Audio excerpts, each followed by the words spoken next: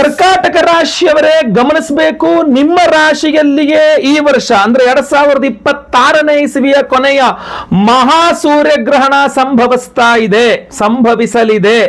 ಕಾರಣ ಈಗ ಯಾವಾಗ ಅಂತಂದ್ರೆ ಆಗಸ್ಟ್ 12ನೇ ತಾರೀಕು ಭೀಮನ ಅಮಾವಾಸ್ಯೆಯ ದಿವಸ ನಿಮ್ಮ ರಾಶಿಯಲ್ಲಿ, ಅದು ಆಶ್ಲೇಷ ನಕ್ಷತ್ರ, ಕರ್ಕಾಟಕ ರಾಶಿಯಲ್ಲಿ ಮಹಾಸೂರ್ಯಗ್ರಹಣ ಸಂಭವಿಸ್ತಾ ಇದೆ. ಅದರಲ್ಲಿ ಒಂದು ಒಳ್ಳೆಯ ವಿಚಾರ ಏನಪ್ಪಾ ಅಂದ್ರೆ, ಭಾರತದಲ್ಲಿ ನೀವು ಇದ್ದೀರಾ ಅಂದ್ರೆ ಇದರ ಆಚರಣೆಯ ಅವಶ್ಯಕತೆ ಇಲ್ಲ. ಯಾಕಂದ್ರೆ ಭಾರತದಲ್ಲಿ ಇದು ಗೋಚಾರ ಇಲ್ಲ. ರಾತ್ರಿ 9 ಗಂಟೆ ಮೇಲೆ ಗ್ರಹಣ ಸಂಭವಿಸ್ತಾ ಇರೋದ್ರಿಂದ ರಾತ್ರಿ ನಡೆಯುವ ಸೂರ್ಯಗ್ರಹಣಗಳು, ಹಗಲಲ್ಲಿ ನಡೆಯುವ ಚಂದ್ರಗ್ರಹಣಗಳು ಆಚರಣೆ ಇಲ್ಲ ಅಂದ್ರೆ ಏನು, ಮೂರು ಸಲ ಸ್ನಾನ ಮಾಡೋದು, ಉಪವಾಸ ಇರೋದು, ಹೊರಗೆ ಹೋಗ್ಬಾರ್ದು ಅನ್ನೋದು, ಏನು ತಿನ್ನಬಾರ್ದು ಅನ್ನೋ ಈ ತರ ಯಾವ ರಿಸ್ಟ್ರಿಕ್ಷನ್ಸು ಇಲ್ಲ. ಆದರೆ ಪ್ರಭಾವ ಇದ್ದೇ ಇರುತ್ತೆ. ನಿಮ್ಮದೇ ರಾಶಿಯಲ್ಲಿ ಮಹಾಸೂರ್ಯಗ್ರಹಣ ನಡೀಬೇಕಾದ್ರೆ ನಿಮ್ಮ ಮೇಲೆ ಅದು ಪ್ರಭಾವ ಬೀರದೆ ಹೋದ್ರೆ ಹೇಗೆ? ಹಾಗೂ ಅದು ಅಶುಭ ಫಲ. ಯಾಕೆಂದ್ರೆ ಯಾವ ನಕ್ಷತ್ರ ಹಾಗೂ ಯಾವ ರಾಶಿಯಲ್ಲಿ ಗ್ರಹಣ ಆಗ್ತದೆಯೋ ಆ ನಕ್ಷತ್ರದವರಿಗೆ ಹಾಗೂ ಆ ರಾಶಿಯವರಿಗೆ ಖಂಡಿತವಾಗಿ ಅಶುಭ ಫಲ ಅಂತ ಶಾಸ್ತ್ರ ಹೇಳುತ್ತೆ. ಆದ್ರಿಂದ ಆಗಸ್ಟ್ 12ನೇ ತಾರೀಕು ಮಂಗಳವಾರ ಭೀಮನ ಅಮಾವಾಸ್ಯೆ, ಆಷಾಢ ಅಮಾವಾಸ್ಯೆಯ ದಿವಸ ಸಂಭವಿಸುವಂತಹ ಮಹಾಸೂರ್ಯಗ್ರಹಣ ನಿಮಗೆ ಅಂದ್ರೆ ಕರ್ಕಾಟಕ ರಾಶಿಯವರಿಗೆ ಅಶುಭ ಫಲವನ್ನ ನೀಡಲಿದೆ. ಯಾವ್ಯಾವ ವಿಚಾರದಲ್ಲಿ ಏನೇನು ಎಚ್ಚರಿಕೆ ವಹಿಸಬೇಕು ಎಲ್ಲದನ್ನು ಸಹ ಹೇಳ್ತೇನೆ, ಪರಿಹಾರವನ್ನು ಸಹ ಹೇಳ್ತೇನೆ. ದಯವಿಟ್ಟು ವಿಡಿಯೋ ಒಂದು 5-6 ನಿಮಿಷ 10 ನಿಮಿಷ ಆಗ್ಬೋದು. ದಯವಿಟ್ಟು ವಿಡಿಯೋನ ಎಂಡ್ ತನಕ ನೋಡಿ, ವಿಡಿಯೋನ ಸ್ಕಿಪ್ ಮಾಡ್ಲಿಕ್ಕೆ ಹೋಗಬೇಡಿ. ಪ್ರತಿಯೊಬ್ಬ ಕರ್ಕಾಟಕ ರಾಶಿಯವರಿಗೆ ಇಂಪಾರ್ಟೆಂಟ್ ವಿಡಿಯೋ. ದಯವಿಟ್ಟು ವಾಟ್ಸ್ಆಪ್, ಫೇಸ್ಬುಕ್, ಮೆಸೆಂಜರ್, ಟೆಲಿಗ್ರಾಮ್ ಎಲ್ಲ ಕಡೆ ಶೇರ್ ಮಾಡಿ ಈ ವಿಡಿಯೋನ. ಓಂ ಸೂರ್ಯನಾರಾಯಣಾಗೆ ನಮಃ ಅಂತ ಕಮೆಂಟ್ ಮಾಡಿ. ನೀವು ಯೂಟ್ಯೂಬ್ ಅಲ್ಲಿ ನೋಡ್ತಿದ್ರೆ ಈ ವಿಡಿಯೋನ ಚಾನಲ್ ಸಬ್ಸ್ಕ್ರೈಬ್ ಮಾಡ್ಕೊಳ್ಳಿ ಅಂದ್ರೆ ಮಾಡ್ಕೊಳ್ಳಿ. ಫೇಸ್ಬುಕ್ ಅಲ್ಲೋ ಅಥವಾ ಇನ್ಸ್ಟಾಗ್ರಾಮ್ ನೋಡ್ತಿದ್ರೆ ನಮ್ಮ ಪೇಜ್ ಫಾಲೋ ಮಾಡ್ಕೊಳ್ಳಿ. ಖಂಡಿತವಾಗಿ ಒಳ್ಳೇದಾಗ್ಲಿ. ನಮಸ್ಕಾರ, ನಾನು ವಿಠಲ್ ಭಟ್ ಮಾತಾಡ್ತಾ ಇರತಕ್ಕಂಥದ್ದು ಕರ್ಕಾಟಕ ರಾಶಿಯವರಿಗೆ ಮಹಾಸೂರ್ಯಗ್ರಹಣ ಫಲವನ್ನ ತಿಳಿಸ್ತಾ ಇದ್ದೇನೆ ಆಗಸ್ಟ್ 12ನೇ ತಾರೀಕಿಂದು. ಸೊ ನೋಡಿ, ನಿಮ್ಮ ರಾಶಿಯಲ್ಲಿಯೇ ಗ್ರಹಣ ಅಂದಾಗ ನಿಮಗೆ ಅದು ಅಶುಭ ಫಲ. ಅದರಲ್ಲೂ ವಿಶೇಷವಾಗಿ ಮಹಾಸೂರ್ಯಗ್ರಹಣ ನಿಮ್ಮ ನಕ್ಷತ್ರ ನಿಮ್ಮ ರಾಶಿಯಲ್ಲಿ ಆಗುತ್ತಾ ಇದೆ ಅಂತಂದಾಗ ನೀವು ಕಡ್ಡಾಯವಾಗಿ ಎಚ್ಚರಿಕೆಯನ್ನು ವಹಿಸಬೇಕಾಗ್ತದೆ. ವಾಹನ ಚಾಲನೆ 48 ದಿನಗಳ ಕಾಲ ಅಂದ್ರೆ ಆಗಸ್ಟ್ 12ನೇ ತಾರೀಕಿಂದ ಮುಂದಕ್ಕೆ ಒಂದು 48 ದಿನ ಅಥವಾ 3 ತಿಂಗಳಾದ್ರೂ ಪರವಾಗಿಲ್ಲ, ನೀವೇ ಅನಿವಾರ್ಯ ಇಲ್ಲದ ಪಕ್ಷದಲ್ಲಿ ನೀವೇ ವಾಹನ ಚಾಲನೆ ಮಾಡ್ಲಿಕ್ಕೆ ಹೋಗಬೇಡಿ, ಹೇಳ್ತಾರಲ್ವಾ. ಹಾಗೂ ದ್ವಿಚಕ್ರ ವಾಹನವನ್ನ ಅವಾಯ್ಡ್ ಮಾಡಿ. ಆಮೇಲೆ ಜೊತೆಗೆ ಎಲ್ಲೇ ನಡ್ಕೊಂಡು ಹೋಗೋದು ಮತ್ತೊಂದು ಬರೋದು ಏನೇ ಇರಲಿ ಸಹ ಎಚ್ಚರಿಕೆ ವಹಿಸಿ. ಅಲ್ಲಿ ಎಣ್ಣೆ ಚೆಲ್ಲಿತ್ತು ನೋಡಿಲ್ಲ, ಜಾರ್ ಬಿದ್ದು ಕಾಲು ಮುರಿತು, ಅಥವಾ ಅಲ್ಲಿ ನೀರು ಚೆಲ್ಲೋಗಿತ್ತು ನೋಡಿಲ್ಲ, ಕಾಲು ಜಾರೋಯ್ತು, ಬೇಡ. ಮರ ಹತ್ತೋದು ಇರ್ಬೋದು, ಟ್ರೆಕ್ಕಿಂಗ್ ಇರ್ಬೋದು, ಸ್ವಿಮ್ಮಿಂಗ್ ಇರ್ಬೋದು, ಇದರ ರಿಸ್ಕಿ ಕೆಲಸಗಳನ್ನ ಮಾಡಬೇಡಿ. ಆರೋಗ್ಯದ ವಿಚಾರದಲ್ಲಿ ಎಚ್ಚರ ವಹಿಸಿ.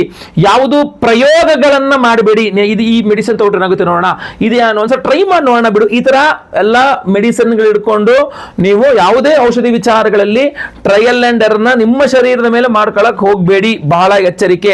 ಯಾವುದೇ ದೊಡ್ಡ ಪ್ರಮಾಣದ ಜವಾಬ್ದಾರಿಗಳನ್ನ ತೆಗೆದುಕೊಳ್ಳಬೇಡಿ. ಅದರಲ್ಲೂ ಸಹ ದುಡ್ಡಿನ ವಿಚಾರ, ಹಣಕಾಸಿನ ವಿಚಾರದಲ್ಲಿ ಜವಾಬ್ದಾರಿ ನಾನು ನೋಡ್ಕೊಂತೀನಿ, ಆ ದುಡ್ಡೆಲ್ಲ ನನ್ನ ಕೇಳಿ ತಂದ್ಕೊಡಿ, ನಾನೆಲ್ಲ ವ್ಯವಹಾರ ಮಾಡ್ತೀನಿ, ಬೇಡ.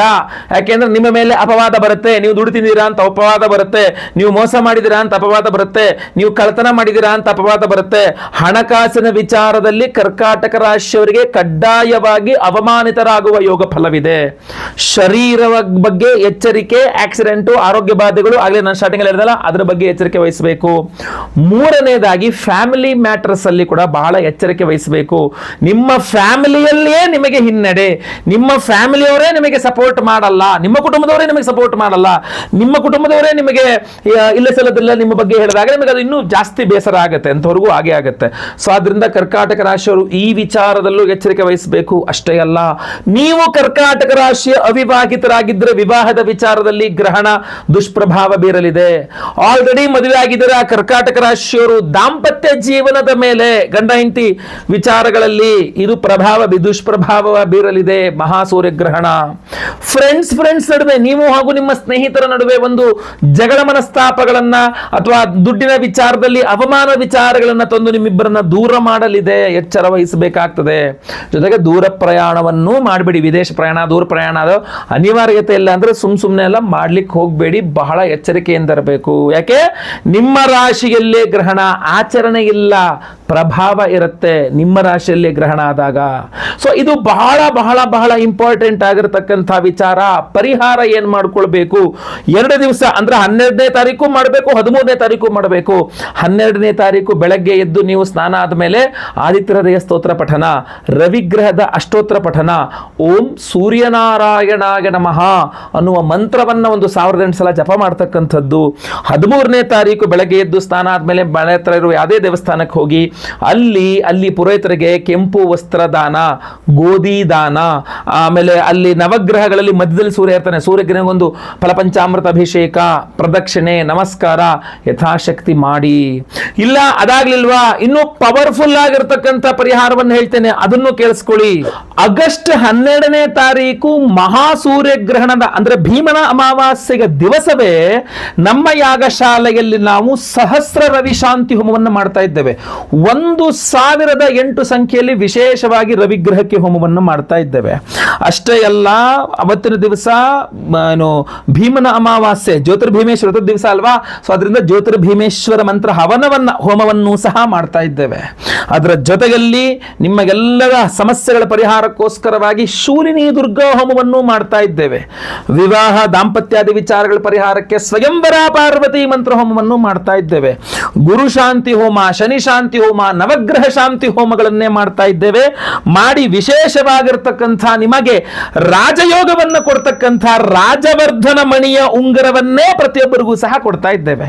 ನೀವು ಸುಮ್ಮನೆ ಕಲ್ಪನೆ ಮಾಡ್ಕೊಳ್ಳಿ, ಮಹಾಸೂರ್ಯ ಗ್ರಹಣದ ದಿವಸ ಅಮಾವಾಸ್ಯೆ, ಭೀಮನ ಅಮಾವಾಸ್ಯೆ ಪರ್ವದ ಕಾಲದ ದಿವಸ ನಾವು ಸಹಸ್ರ ರವಿ ಶಾಂತಿ ಹೋಮವನ್ನು ಮಾಡಿ ಈ ಒಂದು ರಾಜಯೋಗವನ್ನು ಕೊಡುವ ರಾಜವರ್ಧನ ಮಣಿಯ ಉಂಗುರವನ್ನು ಎನರ್ಜೈಸ್ ಮಾಡಿ ನಿಮಗೆ ಕೊಟ್ಟಾಗ ಎಷ್ಟು ಪವರ್ಫುಲ್ ಆಗಿರುತ್ತೆ ಇದು ಅಂತ ನೀವು ಕಲ್ಪನೆ ಮಾಡ್ಕೊಳ್ಳಿ ಸಾಕು. ಸೊ ನಾವು ಇನ್ನೂ ವಿಶೇಷವಾಗಿ ಇದನ್ನು ಎನರ್ಜೈಸ್ ಮಾಡುವಂಥ ಬೇರೆ ಬೇರೆ ಐಡಿಯಾಗಳು ಸಹ ಇದೆ, ಇನ್ನೂ ಸಹ ಮಾಡುವಂಥ ಸಾಧ್ಯತೆಗಳಿದೆ. ಆದರೆ ಇದನ್ನ ನೀವು ನೋಡ್ಕೊಳ್ಳಿ, ಮಹಾಸೂರ್ಯ ಗ್ರಹಣದ ದಿವಸವೇ ಸಹಸ್ರ ರವಿ ಶಾಂತಿ ಹೋಮದಲ್ಲಿ ರಾಜವರ್ಧನ ಮಣಿ ಉಂಗುರ, ಅದ್ರ ಜೊತೆಗೆ ಶೂಲಿನಿ ದುರ್ಗಾ ಹೋಮ, ಆಮೇಲೆ ಅದ್ರ ಜೊತೆಗೆ ಜ್ಯೋತಿರ್ಭೀಮೇಶ್ವರ ಮಂತ್ರ ಹವನ. ಯಾಕಂದ್ರೆ ಭೀಮನ ಅಮಾವಾಸ್ಯೆ ಆದ್ರಿಂದ ಈ ಹೊಸದಾಗಿ ಮದುವೆ ಆದಂತಹ ದಂಪತಿಗಳಂತೂ ಇದನ್ನು ಧಾರಣೆ ಮಾಡಿಕೊಂಡ್ರೆ ಇನ್ನೂ ಅದ್ಭುತ. ಯಾಕೆಂದ್ರೆ ಜ್ಯೋತಿರ್ಭೀಮೇಶ್ವರ ಒಂದು ಮಂತ್ರ ಹೋಮದ ಜೊತೆಗೆ ನಾವು ಸ್ವಯಂವರ ಪಾರ್ವತಿ ಮಂತ್ರ ಹೋಮದಲ್ಲಿ ಎನರ್ಜೈಸ್ ಮಾಡ್ತಾ ಇದ್ದೇವೆ. ಸೊ ಪ್ರತಿಯೊಬ್ಬರೂ ಸಹ ಸಂಕಲ್ಪ ಸೇವೆಗೆ ಹೆಸರು ಕೊಟ್ಕೊಳ್ಳಿ. ಸ್ಕ್ರೀನ್ ಮೇಲೆ ಕಾಣುವಂತಹ ನಂಬರ್ಗೆ ನಿಮ್ಮ ಹೆಸರು, ಗೋತ್ರ ಗೊತ್ತಿದ್ರೆ, ನಕ್ಷತ್ರ ಗೊತ್ತಿದ್ರೆ, ನಿಮ್ಮ ರಾಶಿ ಹಾಗೂ ನಿಮ್ಮ ವಿಳಾಸ.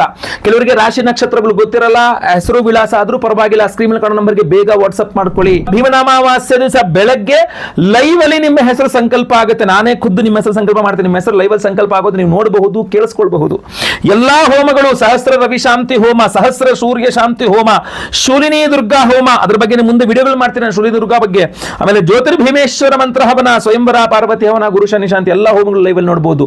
ಎಲ್ಲ ಹೋಮಗಳ ಭಸ್ಮ, ಕುಂಕುಮಾರ್ಚನೆ, ಕುಂಕುಮ ಪ್ರಸಾದ ಸಹಿತ ಈ ವಿಶೇಷವಾದ ರಾಜವರ್ಧನ ಮಣಿ, ರಾಜಯೋಗವನ್ನು ಕೊಡುವ ರಾಜವರ್ಧನ ಮಣಿಯ ಉಂಗುರವನ್ನು ನಿಮಗೆ ನಾವು ಸ್ಪೀಡ್ ಪೋಸ್ಟ್ ಅಲ್ಲಿ ಕಳಿಸ್ಕೊಡ್ತೇವೆ. ಈ ಹಿಂದೆ ಹೋದ ವರ್ಷ ಸಹ ನಾವು ಅದನ್ನು ಕೊಟ್ಟಿದ್ವಿ.